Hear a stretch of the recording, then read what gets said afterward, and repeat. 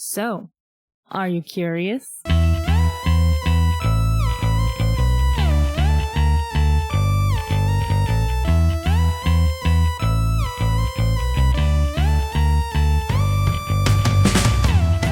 to the Curiosity Codex. I am your ardent enthusiast, Kyle Olson. Hold fast, fellow sailors, as we've crossed into the stormy seas of post-production.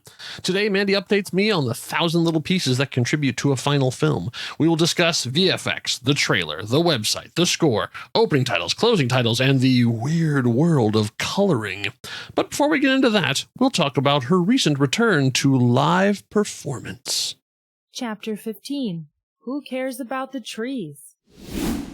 Before we talk about sort of where Jess Plus None is right now, I wanted to talk about something you did since last time we talked. You returned to the stage. Oh God, yes, I did. Yeah, you actually got to sing. Yes. So tell us about obviously tell us about how to go and how it came about and how you feel about it. It was super easy because I have the best podcast partner, as you know, Mandy Kaplan. Yes. Right. Mandy Clavin. So sometimes, anyway, she does this show called Miscast every 3 months or so. And I've done a bunch of them and I love doing them. And I'm always like, no, I'm going to focus on my writing and my directing. That's what I'm doing. And then she's like, hey, do you want to play Bradley Cooper? And I'm like, yes, I do. So she always gets me by telling me what I'm going to do. And then I'm like, I can't miss out on the chance to do a Xanadu duet with you on roller skates. So what is the show? The show is Miscast. Okay. The show is, and the premise is, the premise is right singer, wrong song. So I would be playing, a 60-year-old man or a 12-year-old black girl or like an orphan or anything that I would never, ever get a chance to do actually on stage. Like, it's not fair for me to go in and do, the mom from Dear Evan Hansen, because that's a role I could potentially do. So, but I could play Evan Hansen.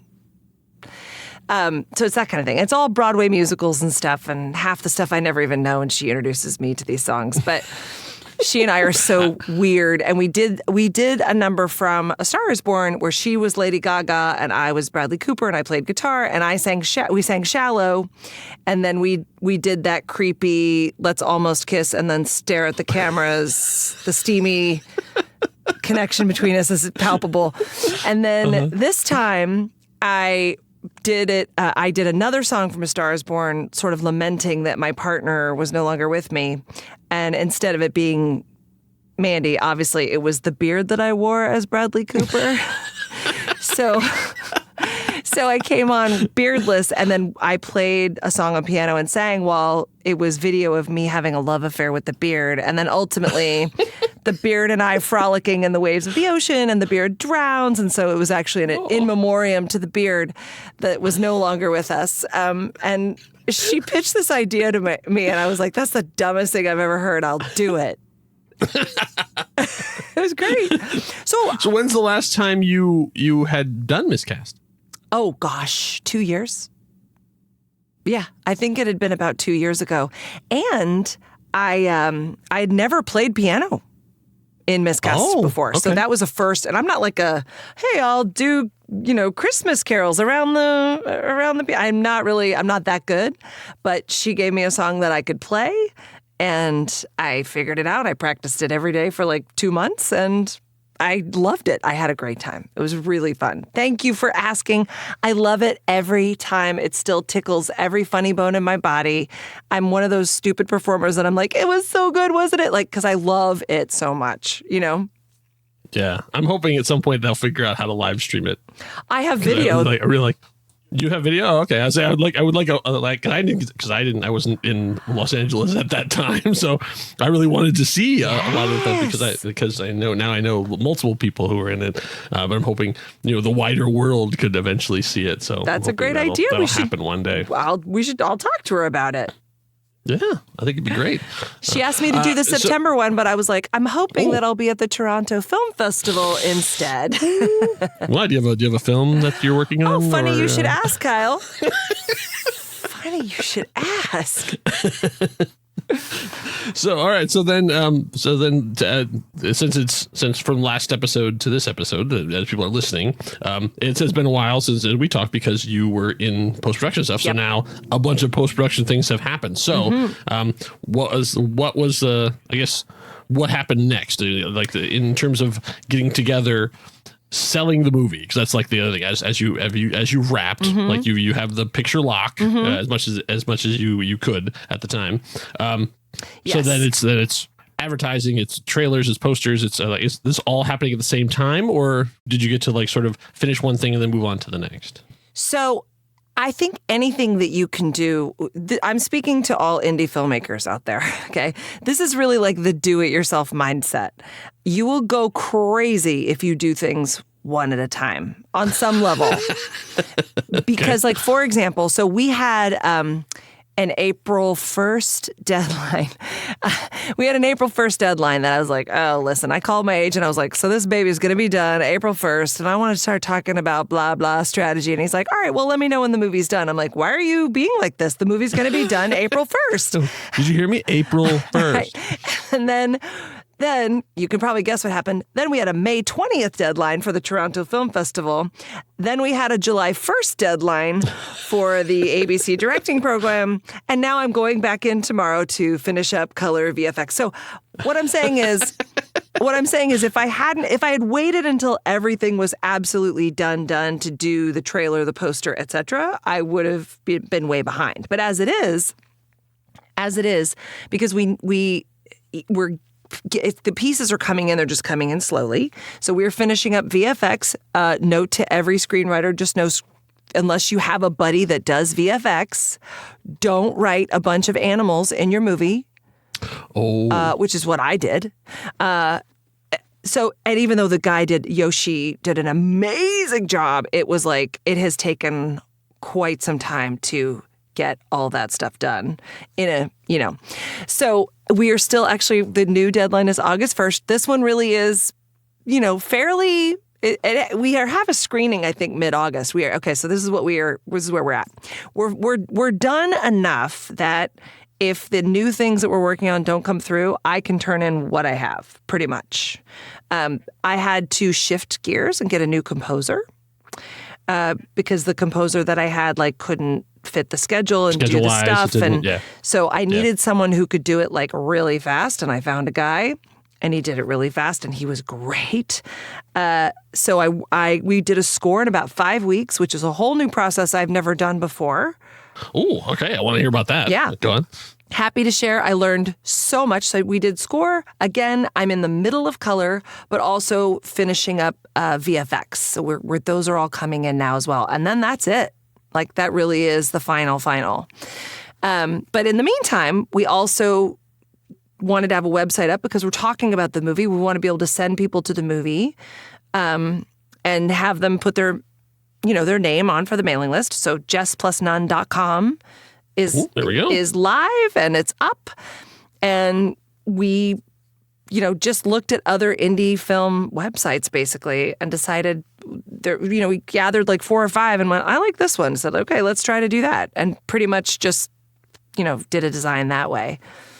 Okay. Did you hire a company specifically to create the website, or did somebody on your crew? My producer, Heather Olt, is really, really good. She creates websites, and so she was all over the website. And what was great about having, and this is what I would encourage anybody who's doing indie stuff, don't be afraid to give away credits.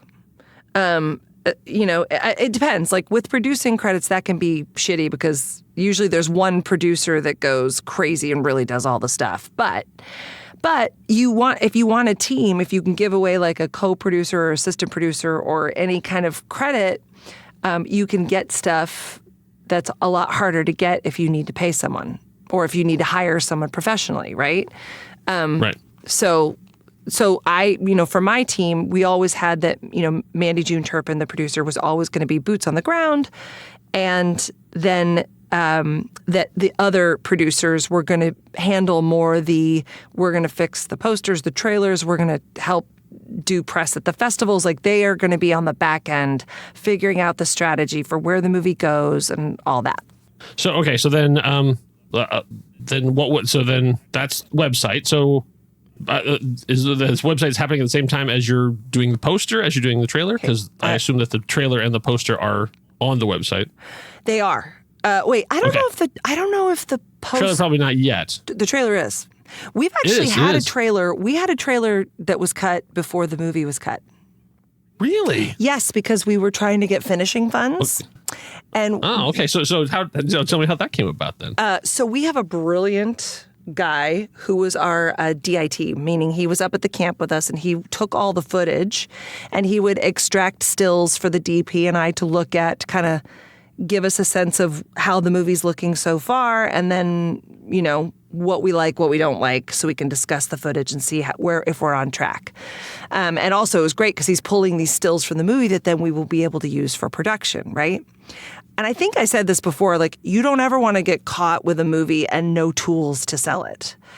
Right. So while we were on set, we did what do you call it? God, like a press EPK? kit. Yeah, an EPK. Yeah, thank you. God. We interviewed everybody about their experience in the movie, and we had a guy taking behind the scenes stills, and then we had Blake pulling stills from the actual footage in case, you know, to use them for festivals and stuff like that. So we had that stuff, and he cut together this amazing trailer. We had a little over 2 minutes because most movies have their trailers are about 2.5, you know, just to give people a really good sense of the movie. But then we also cut a 90-second one and a 60-second one.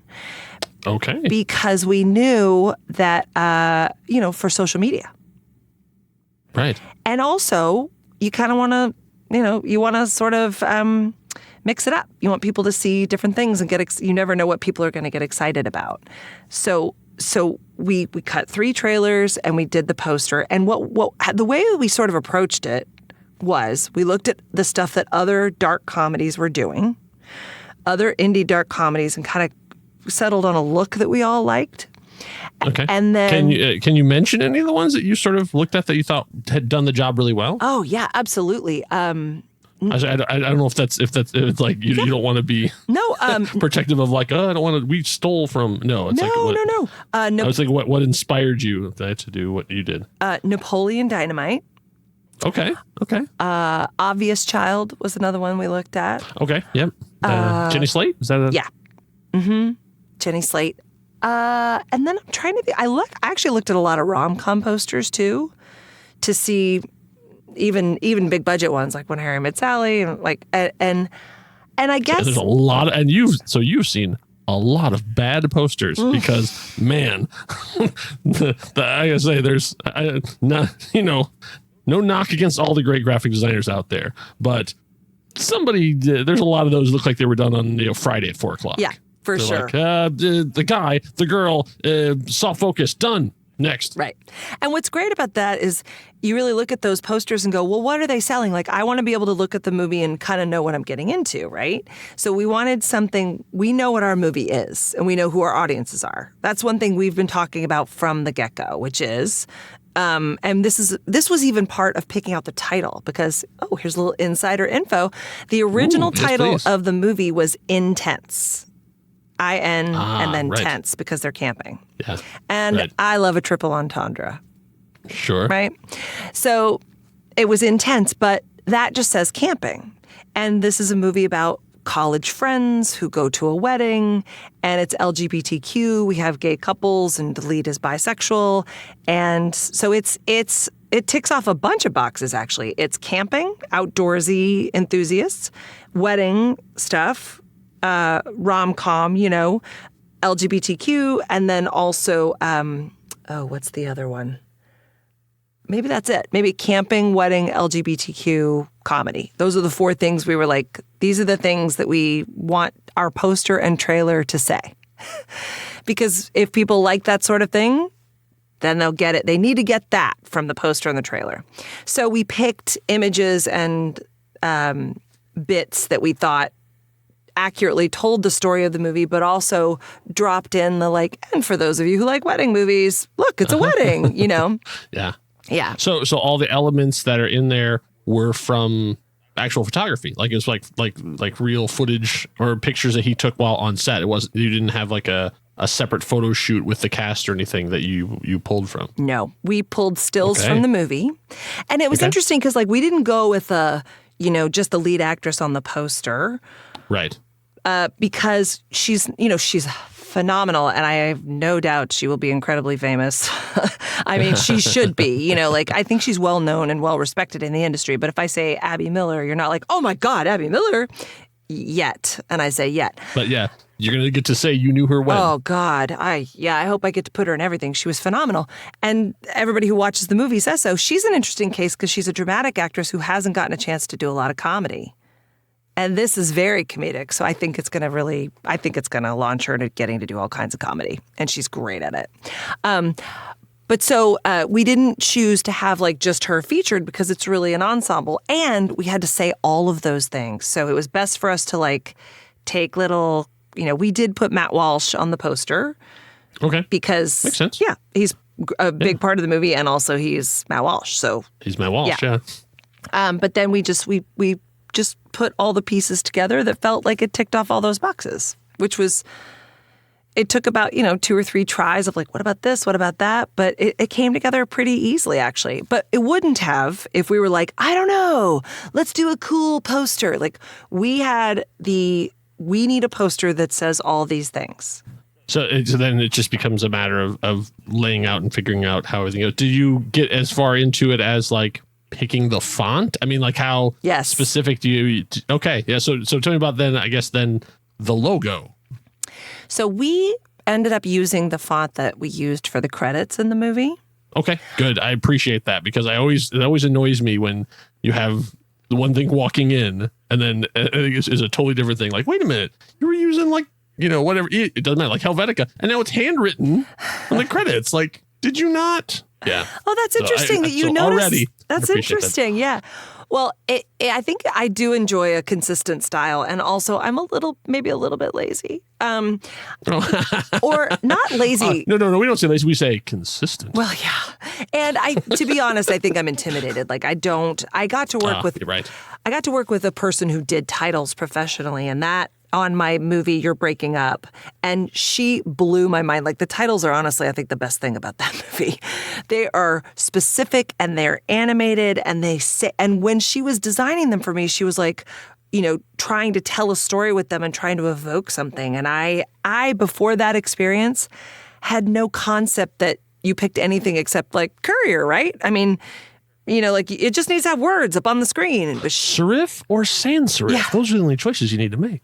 Exactly. And she really opened my mind to that. So we picked something that was like, I wanted to do Woody Allen-ish without doing Woody Allen because I didn't, but I like clean text, So we picked something with you wanted like solid color and then just words on screen, or Well, I mean, that's sort of when I think of the Woody Allen openings, those are kind of what I think of as black screen, white text. Yes.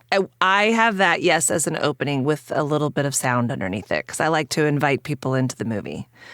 Okay. Right. So the sound begins under the black and then the first title comes up and then we go into the movie. But it has a little bit of a French thing. I saw this. I was looking again at people's title sequences and trying to figure out. I was going to ask if you had like even if not top 10, like a top 5, like what your favorite title sequences are. Does your brain work that way? I don't want to put you on the spot. You know what? I don't know if I was just, as you were talking about it, I was like trying to think if I could come up with 5. The first one I can think of that's distinctive that I remember as being distinctive was School of Rock, because School of Rock, it's all literally hand drawn. Yeah. Like everything you see, they actually had written it on a wall or on a chalkboard or something like that, which I thought was so cool. I'd never seen anyone do that before. Yeah. I don't have anything that's sparking to mind right now of like, The Big Chill is an amazing opening credit sequence. I don't remember that one. What is their opening credits? It's about 20 minutes long, I swear to God. Is it getting the body ready? It looks like it's right. It looks like you're getting someone dressed, but it turns out they're putting him in the suit for the funeral. Yes. It's a guy buttoning up, and then you cut to the different characters and you show the characters in their different worlds, and you see that they're all sad about something, and then the further you get into it, you see them pull the sleeve down and it's covering up a scar on his wrist, right? That he's cut his wrists. So it's just a very stylistic kind of specific credits choice. I tried to do something like that. I don't know if I really pulled it off, but it was inspired by that, certainly. I also love Judd Apatow and how he uses. I love any movie that does video at the end. So and I love. I also love When Harry Met Sally, how they do the little videos of character stuff. So I had my characters speak in character, like doing the wedding video, and they do that at the end. Okay, nice. Yeah, so it's just like a little bonus for people who are watching the movie. They get to live in the world a little bit longer, and that's a total ripoff of Judd Apatow, and I love that stuff, you know. It was he was an inspiration. Totally. Yep. Absolutely inspired by. Yeah. Yeah, inspired by. But, so yeah. Just as a side note on that, and we'll circle back.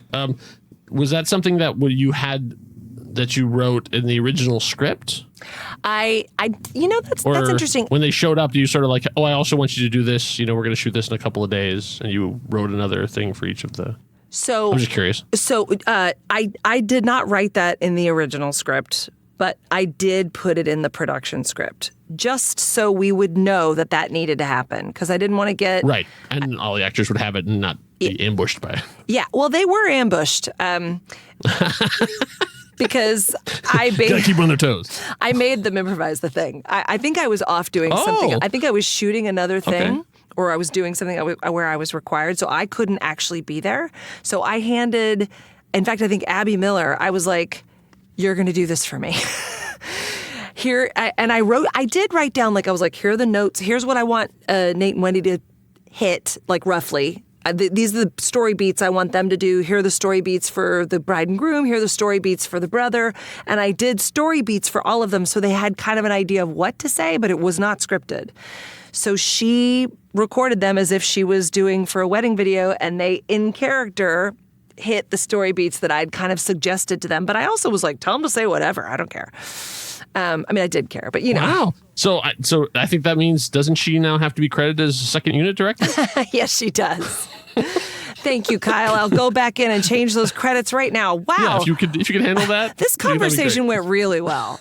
I couldn't hope for more. And the end. No way. Oh God, yeah. No, that's the indie spirit. I should get catering credit on some level, so There you go. I say you're the one controlling the words. Yes. Put yourself in there multiple times. So bringing that up then, closing credit. Did you finish closing credits before opening credits? I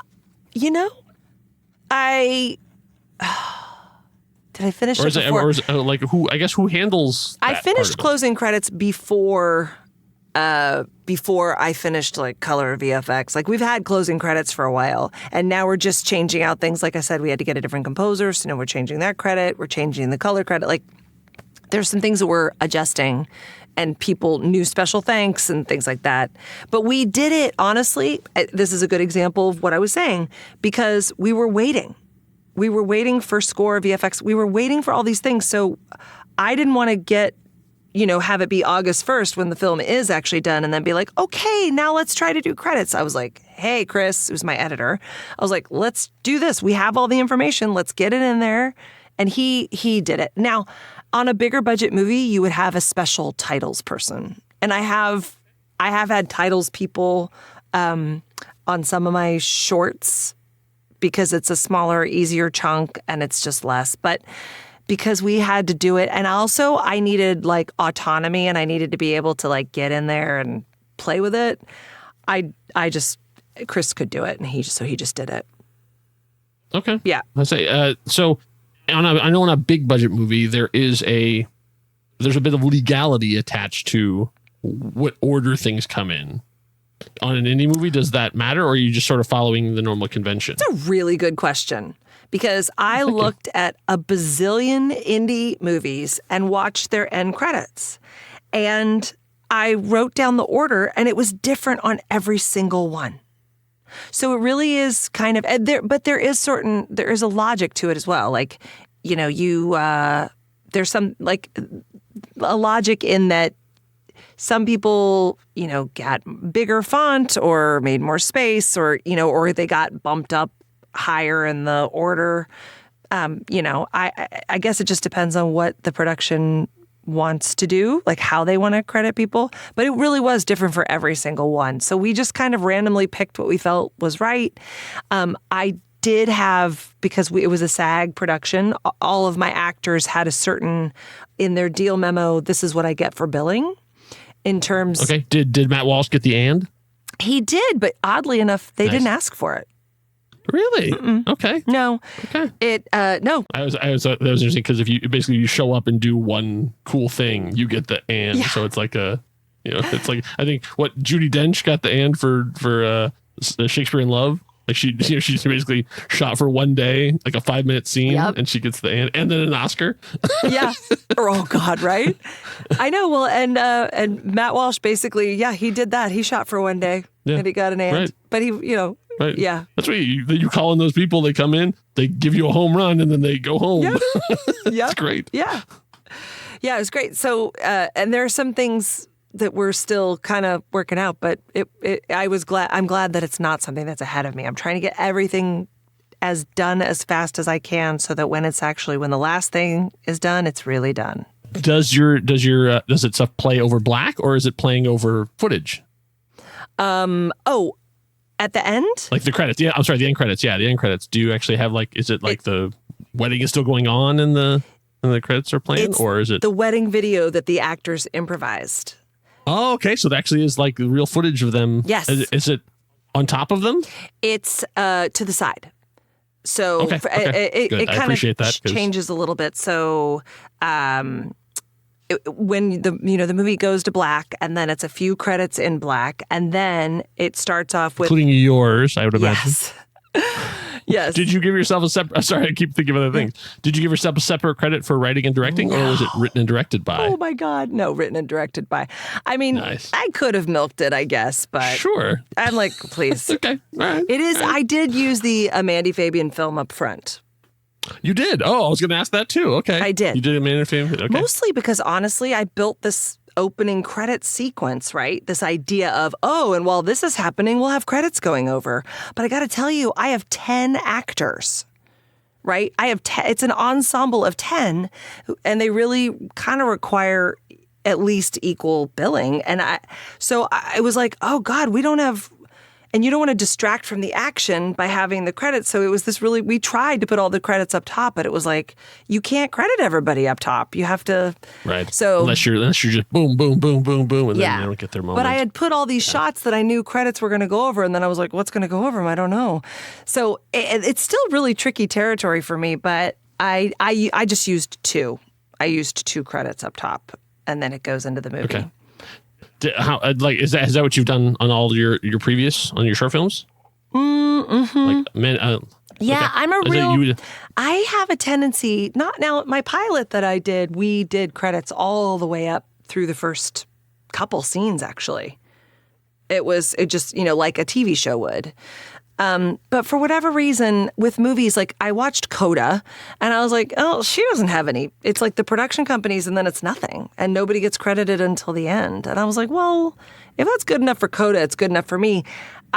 Because I do have a tendency to sort of, in fact, the reason that I'm challenged by titles and title sequences and credits and all that is because I am of the mindset, I come from the short film background and sketch comedy background. I'm like, let's get to it. Get in. Don't bore people, like give them a hook right away.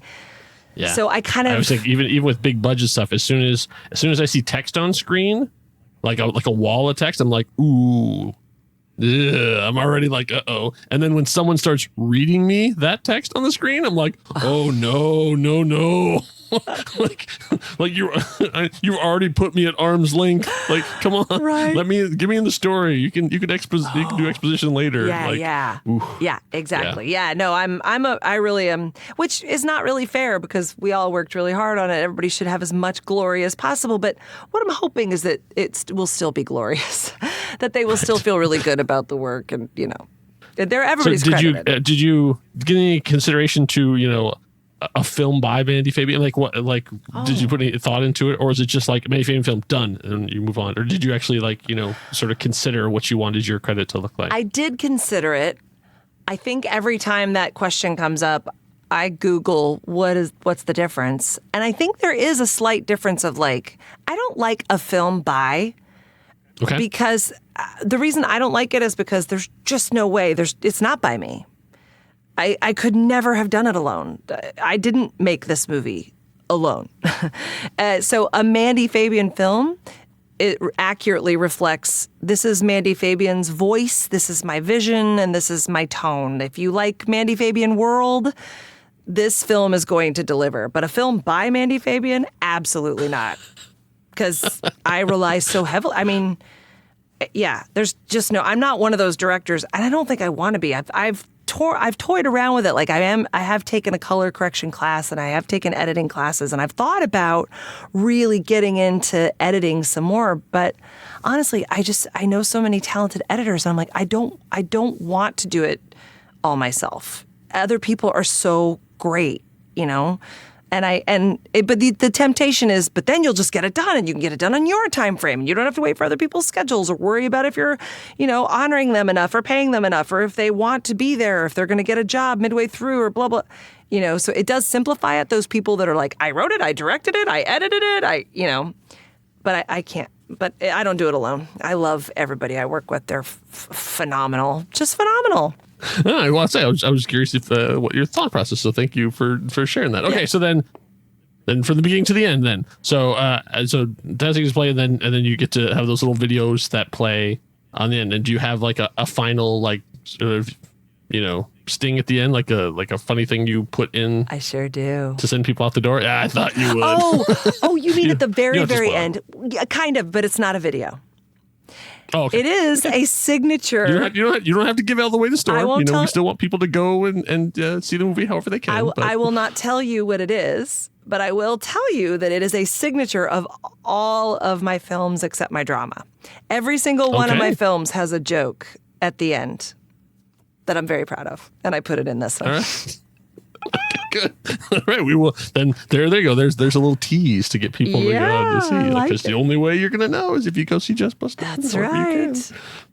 That's right. Okay, so then, so color correction is what's taking a long time. Yes. You said. So, I guess my question is, what is it specifically about color correction that is so late time and labor intensive? Well, or is it just like a scheduling thing, like just trying to get somebody in to do it at the time? Mostly scheduling. And then there was we've had a couple of small snafus where our movie was shot on a Sony Venice, which is like Maserati. Is that even still a car? What? No, I think it's a good analogy. It's a very powerful camera. It has all the colors and all the aspects. It's, so we had a colorist who is phenomenal and does great work, but he works on a program that can't access all of the Sony Venice. So what happened was he was working on it, and then the DP was looking at it and going, what about these highlights? What about the midtones? What about the thing? And then we figured out soon enough that his system was not going to be able to accurately get into the footage as deep as we needed to go to get a lot of the things we needed. So that's part of the reason is we kind of had to start from scratch with that. No fault of this guy. He was amazing. What he did was amazing. It was just not right for this particular footage and camera. So we got actually one of the gaffer on the movie also does color, so he's been doing it. But there's also VFX. And let me say, even with titles and stuff in the beginning, what I imagined and what Yoshi and I had talked about was we're going to have floating text on the walls, and it's going to be this whole world of things, and maybe the titles could be like people's Instagram things. And we had this whole creative vision when we first started doing it. Well, then the reality of, everybody, Yoshi has a full-time job, and he has a kid and a wife, and, it's really hard and that stuff takes so much time. And unless you have really all the time in the world and all the resources in the world, sometimes and a whole dedicated team that you're paying to do all of these things. Exactly. Yeah. So very quick, we were like, oh, okay, forget all the text and let's just get this one. Can we get this one? And he worked on the things that were he really I mean, he did a great job, but he was focusing more on the stuff that was a little tougher, that was more necessary to the film, like stuff that I couldn't not have it in the movie. But whenever you have, so VFX, that's the thing. VFX is it's really built, it's built frame by frame by hand. I don't even think I understood that. I was like, can't you just lop a green screen bunny on something and blah, blah.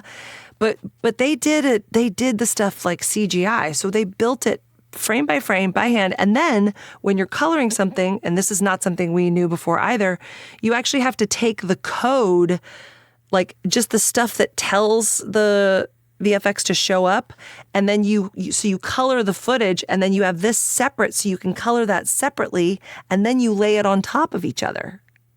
Oh. Right? Okay. Right, because he can't just send a bunny that's not going to match what we've colored for the footage. So, spoiler alert, there's a bunny in the movie, but you know what I mean? So it was really, we had to learn about that. We had to sign off on the VFX, get it to where we needed it to go, and then they had to lay out all the code and then be able to send that over to my colorist to then put that on the colored picture. And that's the part that's taking... I was going to make a Jess plus bun joke, but I decided not to, out of respect for you and your artistic process. I appreciate that so much. Now I'm dying to think of a bunny movie. That would have been a very hairy thing to do. I don't know. Oh! You know. Well, let's just hop over that topic and move on to something else. Okay, so, all right, so all the coming. So, did you have to pick sort of like a color palette for all of these things that would match, like your poster and your trailer and the website and everything to sort of have that same uniform that matches the film? Yes, because this is sort of a wedding in the wilderness movie. We've gone with some greens and I want it to feel very much like they're in the forest, and it's bright, rom-commy, like this isn't a horror, right? So not blues and yellow, or not like, that like grayish, yellowish thing that horror movies do. So yes, there is a color palette. They put something on the footage when you're shooting it. I don't know if we talked about this before, but I don't think so. Okay, so when you're shooting a movie, it's actually called raw, which means it looks sort of grayish. It's kind of bland. It's devoid of color, because what the movie is recording, what the camera's recording, is information that basically you can make any color you want. Then what you do is you apply a look, like a preset. It's called a LUT. It's like a digital message that goes to that raw footage and goes, well, this isn't permanent, but just for now, we're going to make red look this color, and we're going to make blue look this color, and this is going to be the overall tone and feel of this footage. So for me as a director, when I'm watching it in the monitor, it looks colored. They've applied this because it would be so off. You can't tell if something is too blue or too red or too whatever if you can't see the colors. So they apply that so you can see it in the monitor. Then when you go later to color it, you start from there, but then you can adjust it. It's not permanent. And so our look, I love the LUT, and it's been interesting because, we're trying things outside the LUT. Meaning trying to color it. Oh, can this be warmer? Can this be that? This needs to be brighter. And so we're finding that sort of happy medium of like, I do want her faces brighter, but I don't want everything to sort of go to yellow. So it's a bit of that. We're playing a little bit. What I could do and will do at the end of it is like, if our playing doesn't get me what I need, then I will be like, just make it look like the LUT. I don't care. That's all. And we can do that. But it's a little bit of like, oh, but he's done such a great job because we have a lot of night scenes, right? So the night scenes, they lit all these trees while we were on set. And I was like, oh my God, who cares about the trees? Stop lighting the trees. Let's get, you know what I mean? I was like, I only care about the actors. Well, shame on me. Now we're in color and you can see it's beautiful. Like every shot has depth. They did a great job. So he colors everything. The shadows, the highlights on the ground, like nothing is blown out. Everything has information there because the camera was so powerful. It's amazing, like all these little, I mean, obviously you're learning all these things as you're going and stuff too, but I sort of only ever notice things when they've done it wrong. Yep. So, like, as you're talking about things, I just watched, I won't call them out, but a major television, a high budget, high profile television show. They put out an episode, and during like a fight scene, there was over here and it looked great, and suddenly they cut to the reverse angle, and it was clearly shot on a different day with different stuff too. They hadn't like color corrected to make it match. Oh no. And it did the whole, I'm like, oh, and they cut back and it went back to normal. I'm like, oh no. Like somebody missed that when they were doing their final composite or whatever it was. But it was like, it's one of those things. Oh, I never really thought about that. But you have to go through and make everything look uniform so that you don't get that. Everything. It was like, oh, this like looks like an assembly cut or whatever. Like this was there. And they hadn't done the last piece of it or whatever. And I was like, oh, yeah. That's because it was digital streaming. I'm sure they can just go, oh, no. And they can just pull it back and then put out the corrected version. But maybe, yeah. But that's a thing. Like, we shot outside 90% of the movie. And, a 3-minute scene could take 4 or 5 hours to shoot. Well, the sun moves a lot in a 4 or 5 hour span. So part of color. Not helpful at all, son. Right. So part of color correction is also like, oh, she's really bright in this one, but really dark in that one. Like you try to sort of correct shadows over here. Now they're over here. But let me also say, this is a fun little thing I've learned, is that sometimes computers and exporting things and outputs just decide to do weird things, right? Yeah. Just export what we saw, and then all of a sudden the color's like bonkers, or there's a whole scene that's like, for some reason the audio didn't match up to the picture in that one spot, or suddenly this one sound effect is just gone. It's the weirdest thing that these computers just, they're ghosts in the machine. So you have to QC, you have to quality control everything. So I've watched this movie now probably 250 times. Wow. Here's the good news. I can stand by it because I still love it. And I think people will love it. But boy, it's hard. I have a sound mix right now because after we got the new score put in and everything was signed off and done, I still haven't listened to it because I'm like, oh my God, I have to watch the movie again. Okay. Yeah, I guess because you've done it so many times. It's not like, I mean, there are a whole podcast devoted to watching the same movie, hundreds of times. Oh yeah, that's true. It becomes an endurance test. Do you almost instantly notice the changes because you know it so well at this point? Like when it goes in and suddenly it's a different mix, different, the VFX are in or whatever, you instantly like, oh, I know that's a big difference. 1,000%. This is an album that I know by heart. I know every breath. I know every hand brushing against a shirt. I know a squeak of a bet. Like I know every inch of this movie like that. And in fact, It's so weird. I'm out in my life and I'll say something and I'm like, oh my God, I just like quoted the movie. Like, it's like I've started to talk like the characters. I actually do. I speak like all of these characters now because I'll randomly say something that's become so part of my vocabulary. It's crazy. You really mind meld with it. So, yeah. Yeah. That is one of the weird quirks of when you're the writer too, is that suddenly I found myself doing that. There was something my kids were doing and I sort of had to be stern. And I did like a big fatherly, like you need to and I walked away and I'm like, oh my God, I just quoted one of my scripts. Like, I was like, oh, I hope, luckily they hadn't seen that one. So like I got away with it, but I was funny. Like, oh man. But I mean, I did write it. So it was quoting me, but at the same time, oh, okay. Yeah. I got to work a little harder. I'm doing the characters in the movie. Like I'll say something like, there's one character, she's constantly going, yes. And that's not a unique thing, but every time I do it, I'm like, I do it exactly like her. It's just a funny, yeah. And I will say this, here's something that's pertinent to production. You do get this thing. What did he call it? My composer said this. He's like, I feel like you have a little bit, they call it like score love or temp love. So because when you make a movie, I've heard of this. You put in a temporary score, you put in temporary music, and then you hand it off to a composer and they give you back a new cue that's different than the one you've heard 85 times. So there's this really interesting thing where you listen to it and like sometimes your first response will be like, oh my God, absolutely not. But only because it's not what you Yeah. It's not what in your head. You're hearing that piece of music that was used in You've Got Mail or whatever that you put in there. Yeah, you can't tell if it doesn't feel right because the cue isn't right or because it's not the cue that you have been listening to forever. So you kind of have to take space with that stuff. It's really, and the same is true for an edit. If you make a change, you're like, I can't tell if it's better because it's different. And I don't know if different is better, sometimes.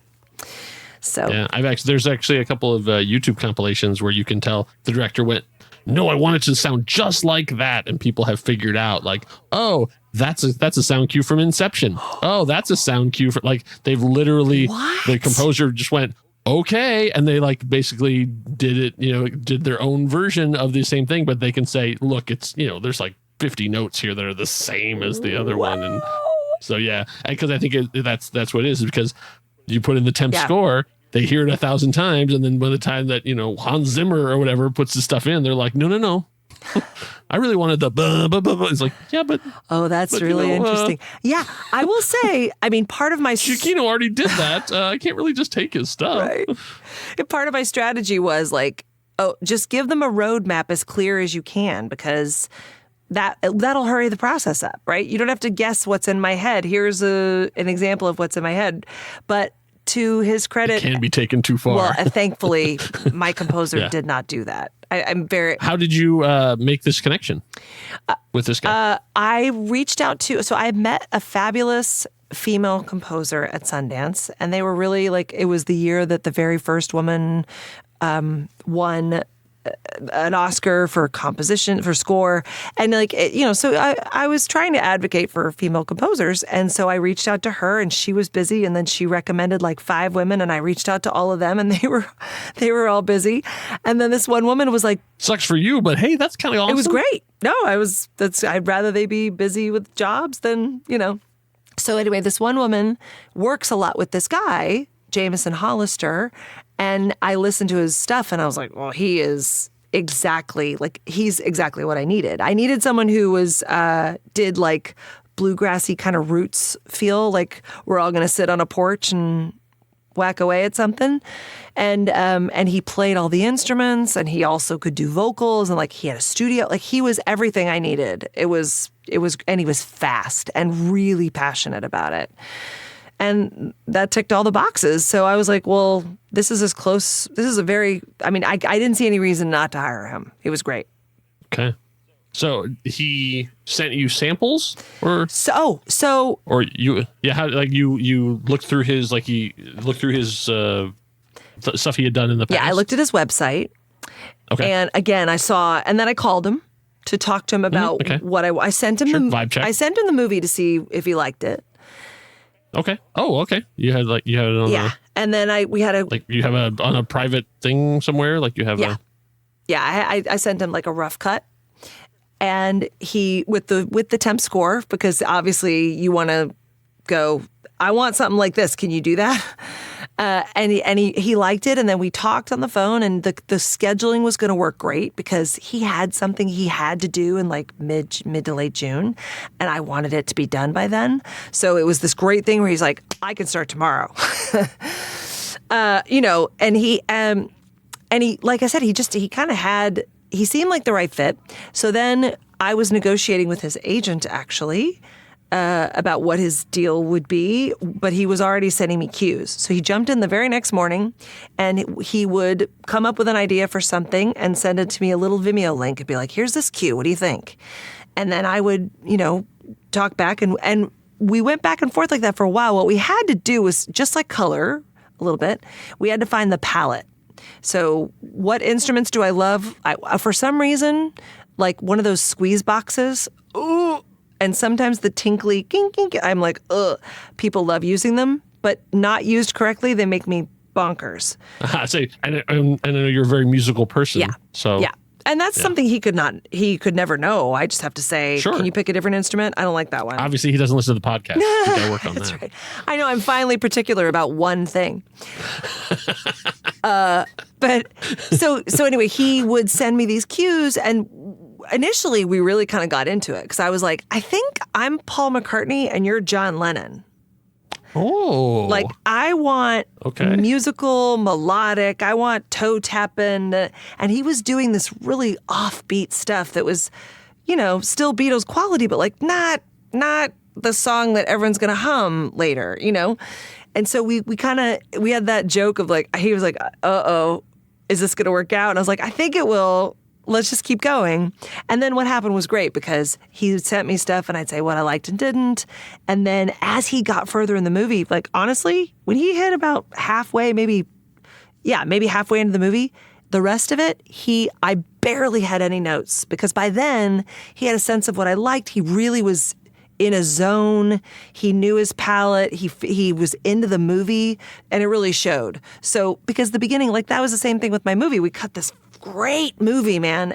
But the beginning needed a lot of work because we didn't know what we were doing, So you always kind of have to go back and go. I at one point said, forget the beginning. Just keep going. And then we'll go back and revisit the beginning. By the time we get to the end, we'll know what we need at the beginning. Yep. Just like writing. Yeah. You get to the end and you go, oh, this is the story I was telling. Absolutely. God. Yeah. But it was a really fun process, and I had never done that. I didn't know what we were supposed to do, so it was great to know that that's how that works. He sends you cues, you give notes, he sends more, and you just keep going until you're done. So I guess what musically, like what is it? He's guitar and like he has a little ensemble, like. Oh, he does guitar, mandolin, violin, drums, xylophone, squeeze box, harmonica. So he does all of this himself and then just layers it on top of each other? Yeah, he's like a music nut, right? So he's passionate about scoring, and scoring really does need layers of stuff, right? It's not really supposed to feel like a song. It's supposed to feel like a mood, and it's what you said earlier. If it's a well-done score, no one will notice it. Right. And in fact, the biggest challenge that we had was I have a couple of montages in there, and I needed a song. And, he just kept doing like more subtle stuff, and I just kept having to push him like, go further, go bigger, go bigger. No, now you can really, right. This is, let it loose. This is the one I want him toe tapping and this is your humming guitar along. solo, go. Yeah, like this is the one that should feel like a song, so. Yeah. But it was a very interesting process, and it was so great because it's that whole thing that I go through every time, which is like at first you're like, oh, how are we going to do this? Are we going to be able to do this? And then when you find your stride, you're like, oh, collaboration is so fulfilling. It's great. Is there a point where you felt like now it's a real movie? I mean, because like every one of these is adding another element. Like you've shot all these short films and stuff too, and then now with this one, every time it's another layer and another layer and another layer. Is there a certain point where you're like, well, I could release it now and it'd be fine? Oh yeah. Or are you still like trying like get to the point like no, it's at 90. It's at 90, it's 92, 93, 94. Honestly, like the color has to be fixed. The LUT is perfect. Like honestly, if they just fix the two little things that are wrong, I'd be happy. And we may end up doing that. We may end up I might just be like, forget it. It's an indie film. It's good enough. No one's going to notice it. Just fix the problems and we're done, right? And we may end up doing that. That may end up being how it goes.